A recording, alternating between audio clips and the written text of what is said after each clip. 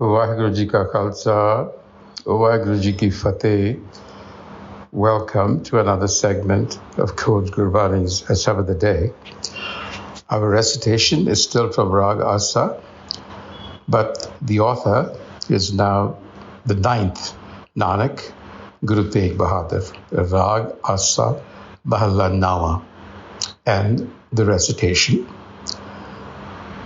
Asa Mahalla Nawa, Biratha Kahau Kaun Siau man ki, लोभ ग्रस्यो दस हूँ दिस तावत, आसा लग गयो धन की राव। सुख कै हेत बहुत दुख पावत, सेव करत जन जन की।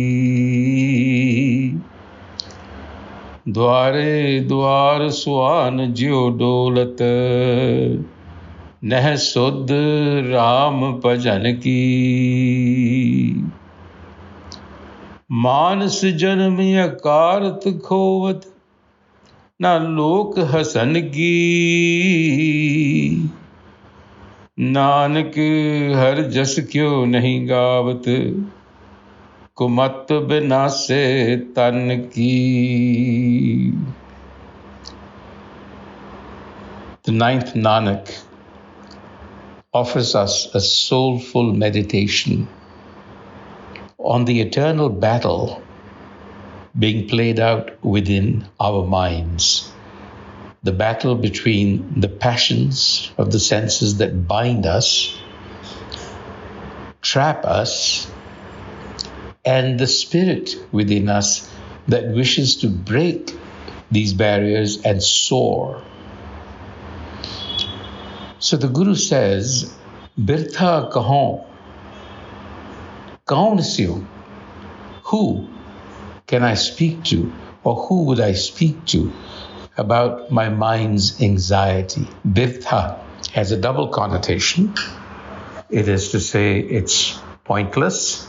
It is also to say the anxiety of my mind. So the Guru says, who can I really speak to? And the answer is really no one, because Lobh grasyo das hoon dis tavat. Lobh grasyo. Grasyo is to be trapped. The world is trapped in greed and the desire for wealth. So he says, wherever I look, I see Lobh grasyo das hoon dis tavat. Wherever I look, I see the greed for wealth is overwhelming. So who should I speak to? Obviously, he's pointing to the Guru. Sukh ke het bahut dukh pavat. Sukh ke het, for fleeting pleasure. Sukh, we are looking for pleasure. So the Guru says our situation is that to experience a fleeting pleasure, bahut dukh pavat, much sorrow is experienced. Seva karat jan jan ki, servitude.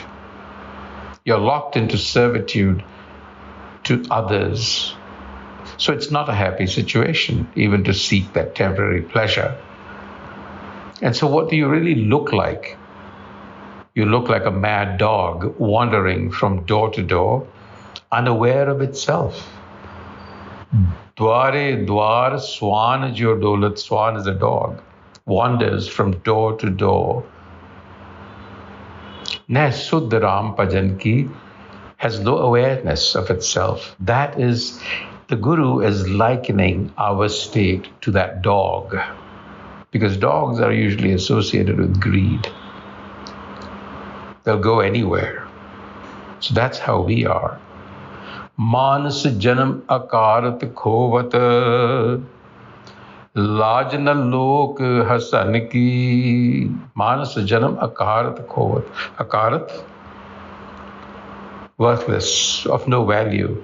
So this human life is in vain for us because we are totally lacking in awareness. We are trapped by greed and desire for wealth. And that is our pursuit. Gurbani calls this orientation Tat, and there is another orientation called Liv, which is centeredness. So the Guru concludes by saying, why don't you express the qualities of yourself? Meaning, why don't you live an authentic life?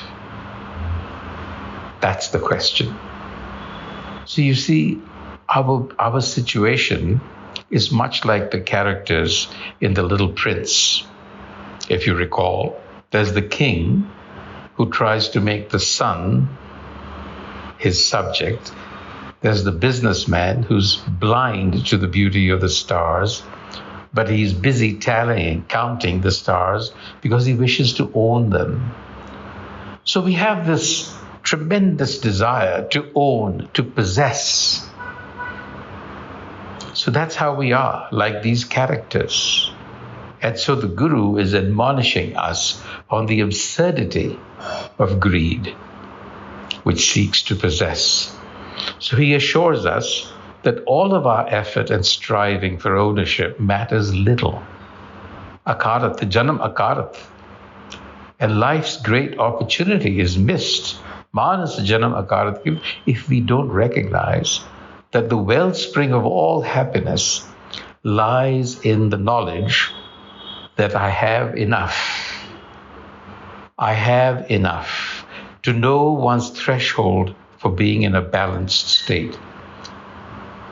So you see, to make an assertion like this one, I have enough, in today's environment, which is heavily consumer-oriented, fueled by capitalistic models, this kind of an assertion would be revolutionary and countercultural.